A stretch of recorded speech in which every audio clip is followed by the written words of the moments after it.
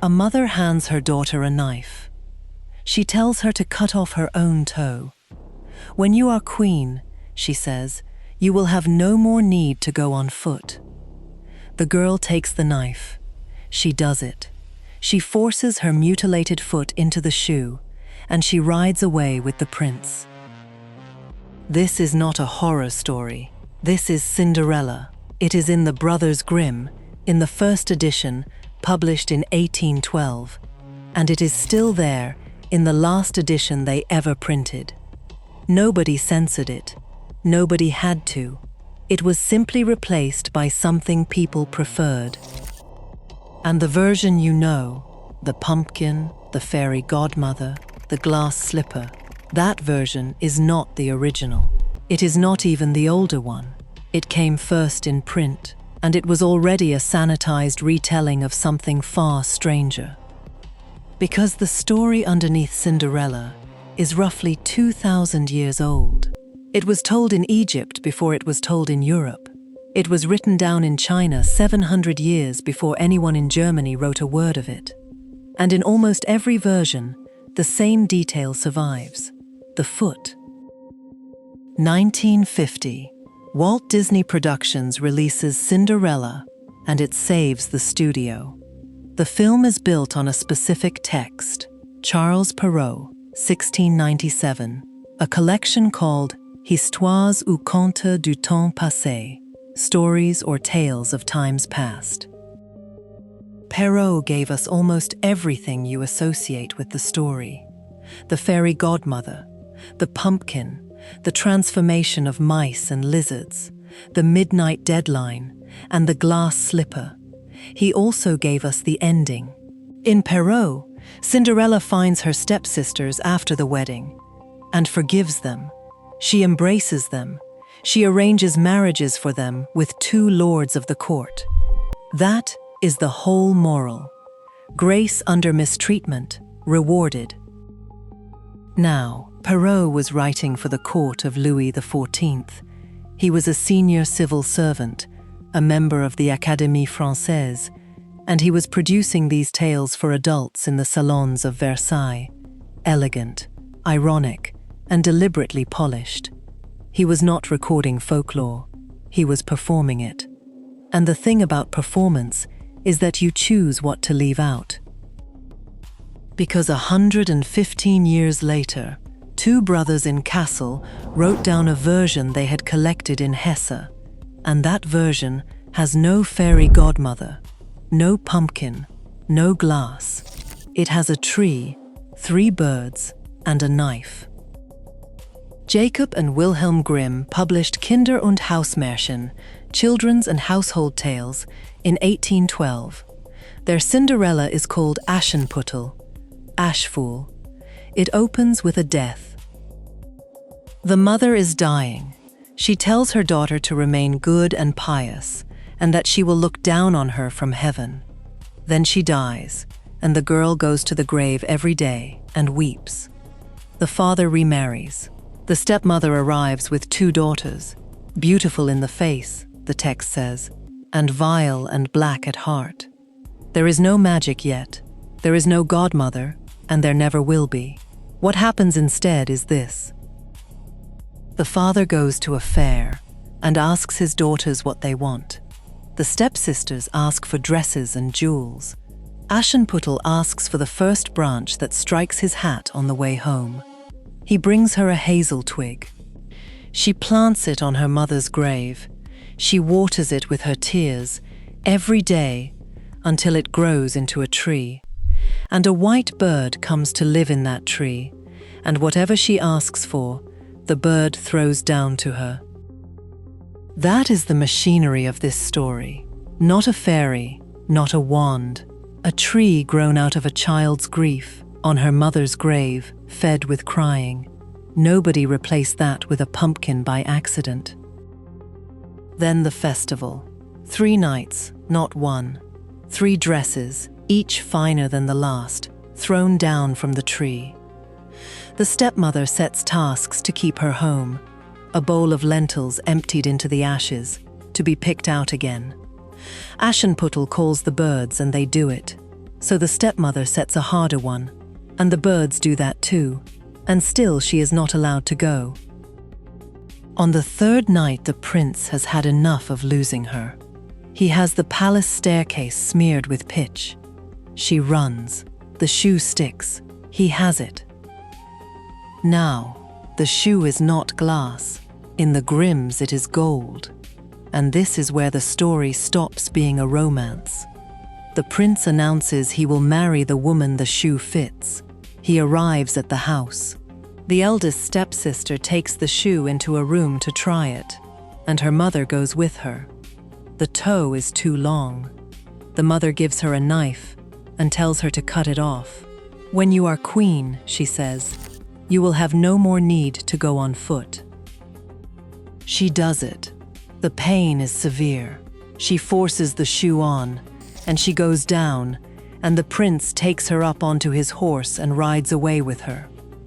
They ride past the hazel tree, and the two doves in the branches call after them. "Turn and look. There is blood in the shoe. The shoe is too small. The true bride is still at home." He looks down. Her foot is bleeding through the gold. He turns around, and he brings her back, and he says, "This is not the right one. Let the other sister try."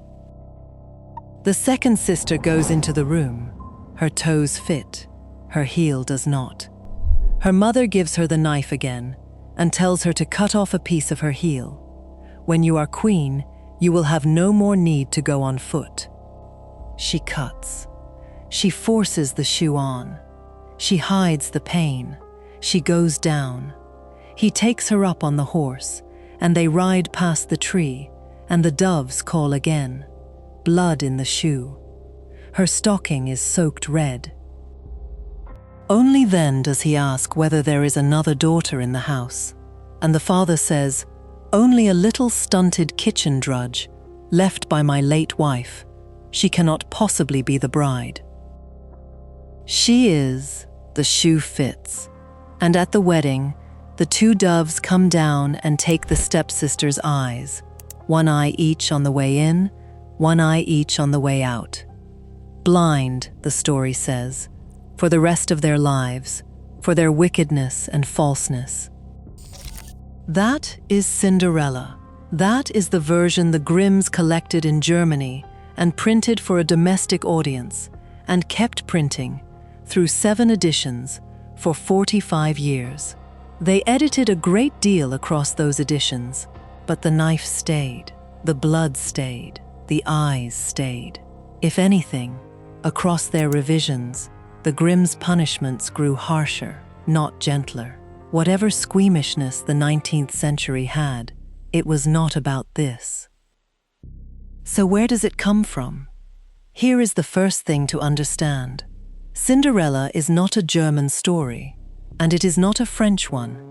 In 1893, a folklorist named Marion Roalf Cox published a study cataloguing 345 separate variants of it from across Europe and beyond. 345. And that was over a century ago, working with what she could reach. The earliest one we can name is Greek, and it is set in Egypt. The geographer Strabo, writing around the turn of the 1st century, tells the story of Rhodopis. She is a courtesan at Naucratis. She is bathing, and an eagle takes one of her sandals, carries it to Memphis, and drops it into the lap of the pharaoh as he sits in judgment. He is so struck by the shape of the sandal and by the strangeness of it that he sends men throughout Egypt to find the woman whose foot it fits. They find her. He marries her. That is roughly 2,000 years ago, and a version of it survives in Alien, writing about 2 centuries later, in more detail, and with the pharaoh named. Rhodopis herself may have been real. Herodotus mentions a Thracian woman of that name in Egypt, a slave, freed, who became wealthy. Herodotus does not tell the sandal story.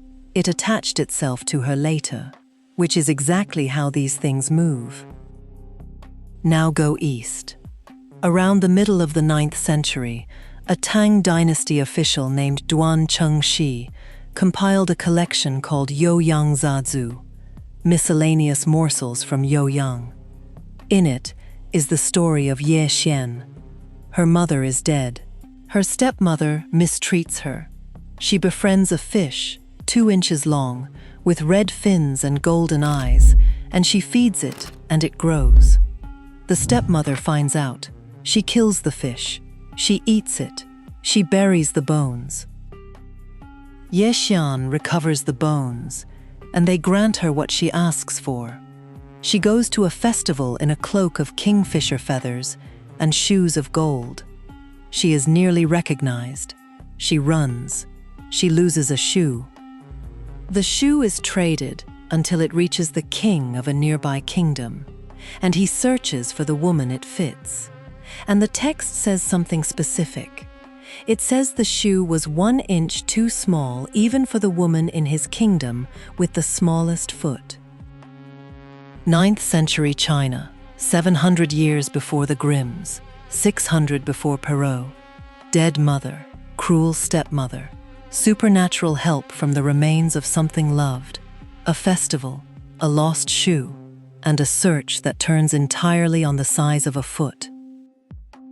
So why the foot? It is worth being careful here, because there is a very common claim that Ye Xian is a story about foot binding, and the dates do not work. Foot binding emerges in China roughly a century after this story was written down. The truth is less tidy and more interesting. The small foot was already a marker of value before anyone bound anything, and it recurs in versions of this story from cultures with no contact with each other and no comparable practice. What the foot does in every version is act as a test that cannot be faked. Beauty can be imitated, dress can be borrowed, rank can be claimed. The body cannot. In a story fundamentally about an imposter trying to occupy someone else's place, the foot is the one piece of evidence that will not lie, which is why the stepsisters have to cut. There is nothing else left to try. And the blood is the proof, not the shoe, the blood. Which brings us back to Perrault, and to a small mystery. You have probably heard that the glass slipper is a mistake, that the French word verre, glass, was confused with vert, a kind of squirrel fur, and that Cinderella's slipper was originally fur. It is a very popular theory.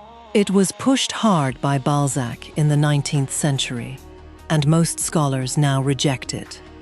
Perrault wrote glass. He meant glass.